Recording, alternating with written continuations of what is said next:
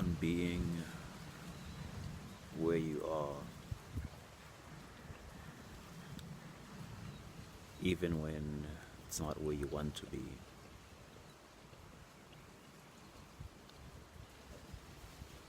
So often we have ideas about what our lives should look like, where we should be, what we should be doing. And these are all coming from prior experience, from standards learned in society, and our own projections.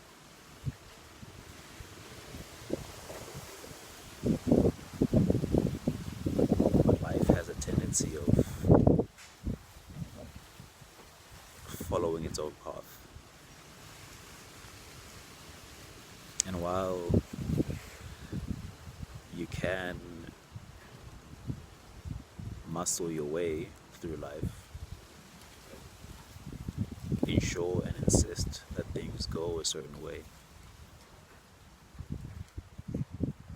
there is also another path that presents itself when you ponder the possibility of living surrendered, realizing that the mind and all its machinations are not the end or be all.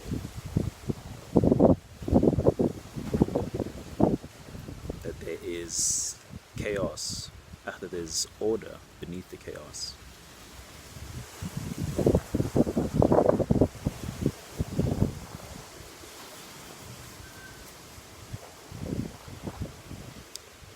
And that things may be unraveling exactly as they're meant to. And so I'm saying all this as I'm finding myself in a chapter where a lot of plans, a lot of expectations or assumptions I had about how things were meant to go or were going to go, that's not falling through, or that's not happening. Things are going another way. But in finding stillness within that, a moment to be still, not to panic, I am seeing why I had to be where I am right now. What needed to come to light, what needed to happen. And I'm starting to see how, and I could not have seen this before, but I'm starting to see how the plans I had made were waiting on something else, were waiting on me to get freed up in certain places, for certain clarities to come, for certain burdens to be released. And so it's like you utter your dreams or your desires, and heaven is like, okay, I hear you,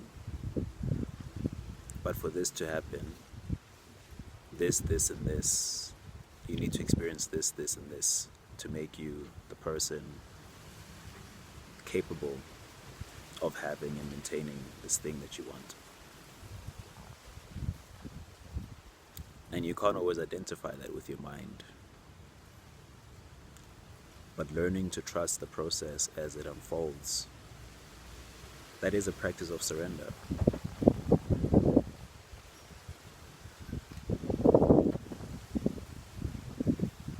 That is a practice of surrender, of taking the mind from the steering wheel of your life and letting the soul guide, because the soul knows exactly what it needs.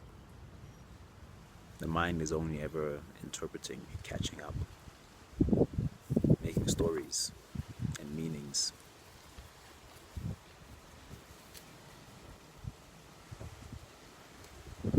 But the soul is here to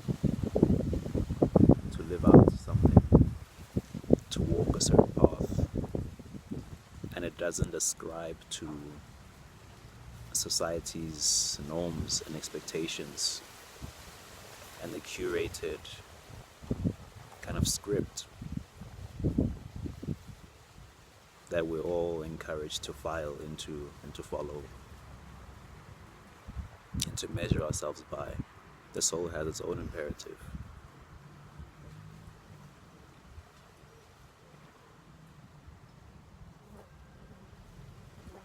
And it's a beautiful thing, also a terrifying thing, to surrender to that, because it doesn't look like the plans you made in your mind.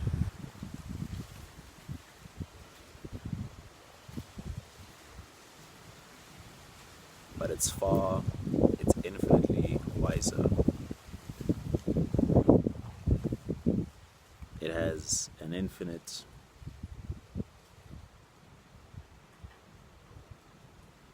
amount more foresight than you do in your limited view. Because so often we're determining next steps based on past experience, based on past evidence. And that's extremely limited.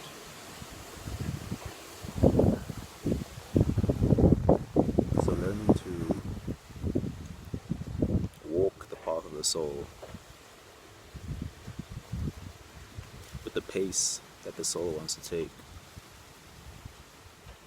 knowing that in walking this path you will be sustained, you'll be provided for.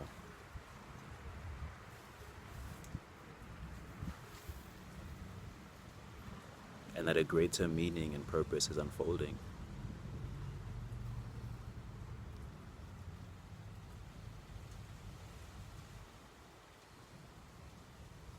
And it's not about becoming a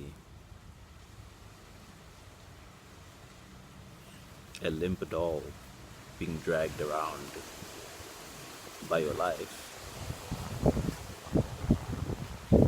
It's about learning the sacred skill of witnessing your own life.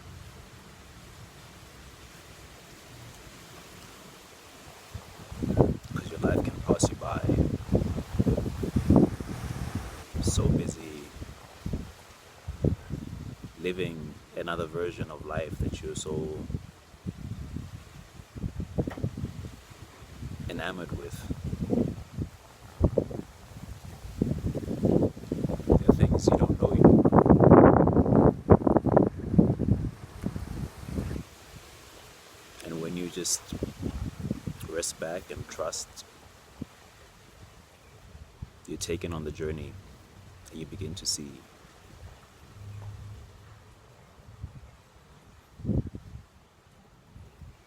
And this isn't glamorous work most of the time.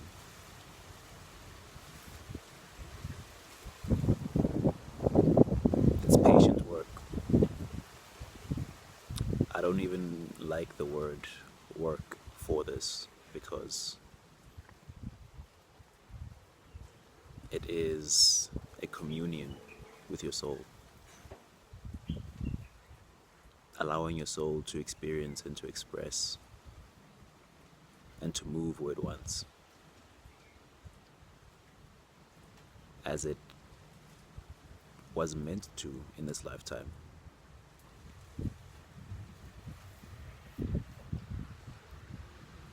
Do you really believe that your soul, a divine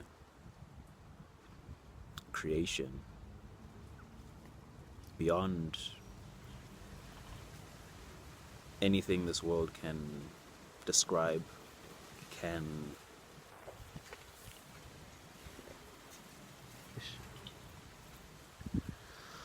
can conceptualize, can contain. Do you believe that your soul was meant to just come here and follow a script?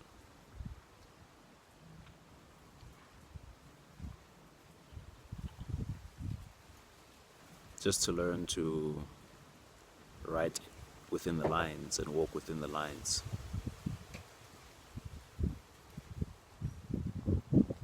Or did it come here for something greater? You see, no one's going to tell you that. No one's going to show you that. No one knows what you're here to do. That's what you discover the minute you step back and you surrender the insistence, the pressure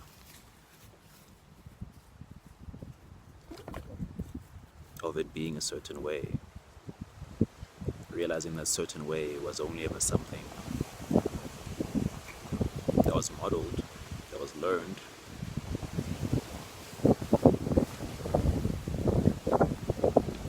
And that you have your own blueprint, your own path.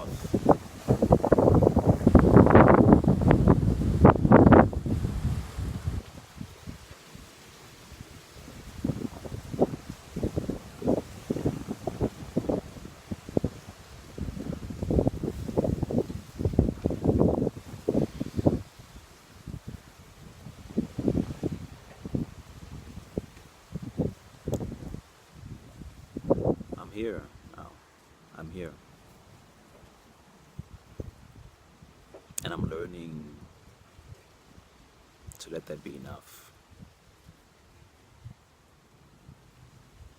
I'm learning to walk with that. Because what it's unfolding is, all of it is leading to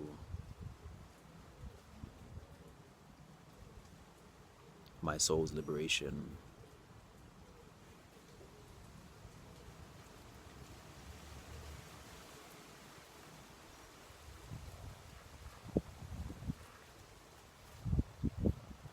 But only if I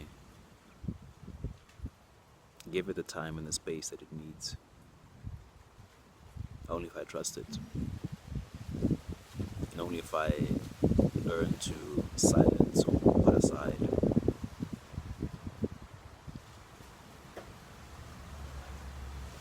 the mind.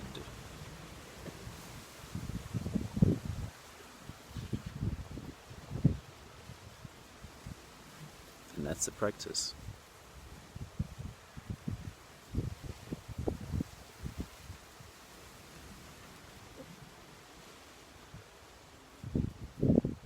Moving the mind from the steering wheel of your life and letting something truer, something deeper, something wiser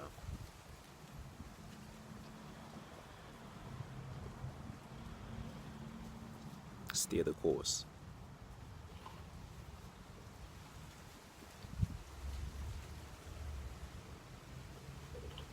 And knowing that within that arrangement, there's no way you fall off.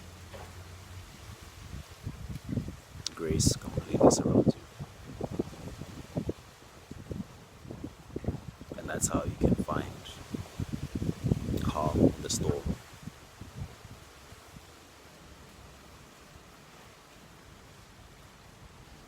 Peace that defies logic. It's also where you find yourself.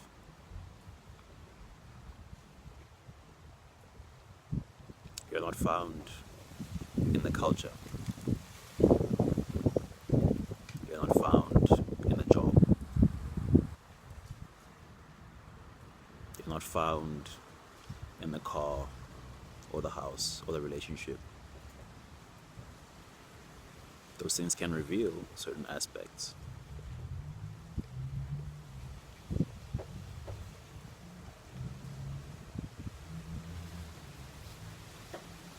But they cannot show you the truth.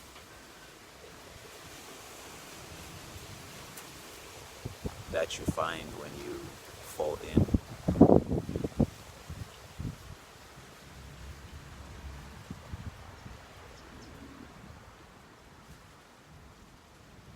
and learn to follow the guiding of your soul.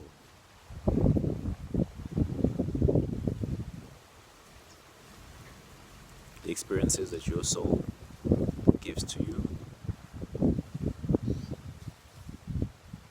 to witness, to learn from, to grow from, are so much richer than the experiences that your mind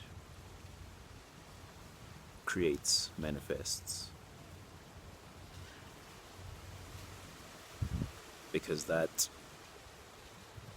9 out of 10 times is out of a sense of survival, of seeking approval, of seeking to prove oneself, out of limitation and lack, still running off of illusions and misunderstandings.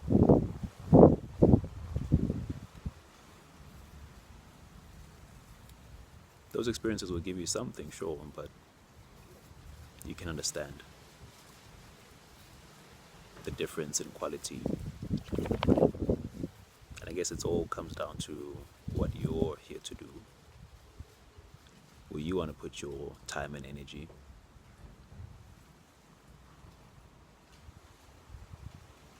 There's a direct path, is what I'm trying to say. And you fall into that. It takes a different composition of being,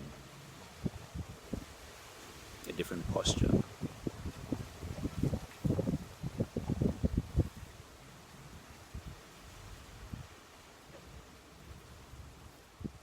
You see, I've been trying to rush my soul for a long time. Been trying to rush through this process of healing, of awakening, so I can try and get back to, everyday life, to the things I'm missing out on, so I can try and get back to being someone that people are interested in and validate and affirm.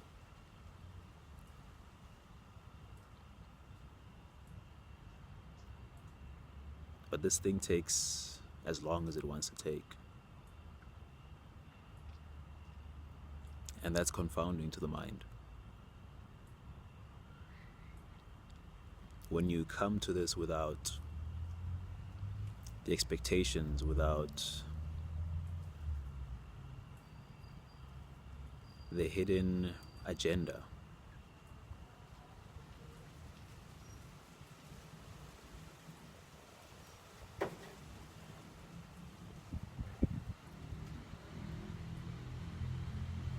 and you need humility for that. And I've been praying for the humility to acknowledge that I don't know.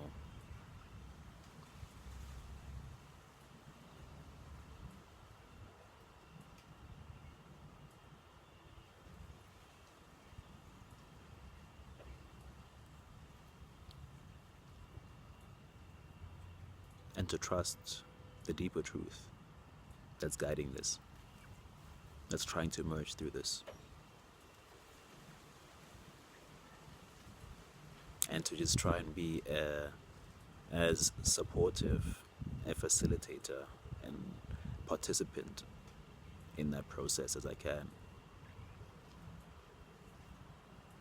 Moving from rushing it and judging it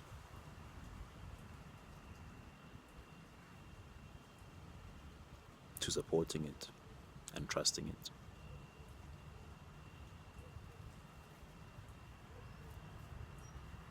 And knowing that the more I do that, the easier it gets. The less I thrash around in these waters, the smoother the ride becomes.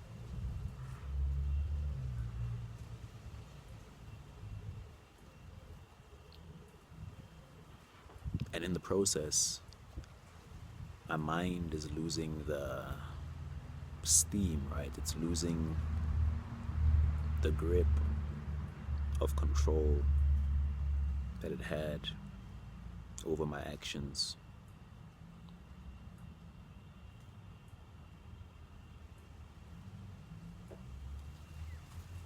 And this chapter that I've been naming a transitionary kind of period, it is also a transfer of control.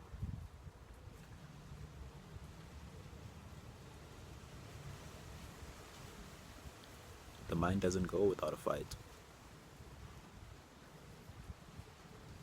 And each time it riles up and growls, and I pray.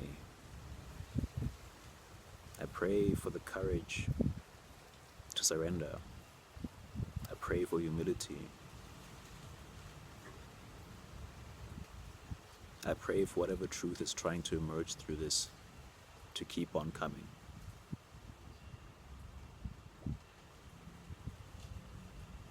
I pray for grace.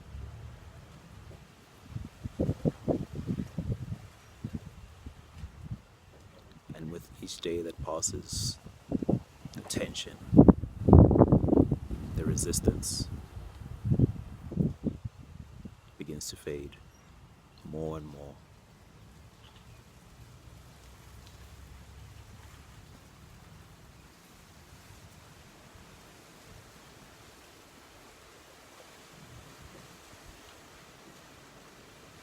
So I'm here. That's my affirmation. I'm here. I'm here now. How can I become even more present, even more supportive of whatever is trying to happen here and now?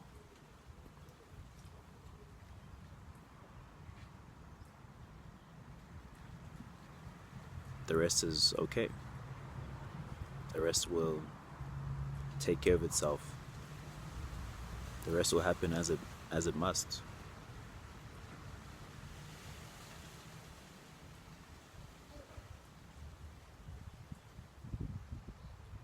But I'm here now.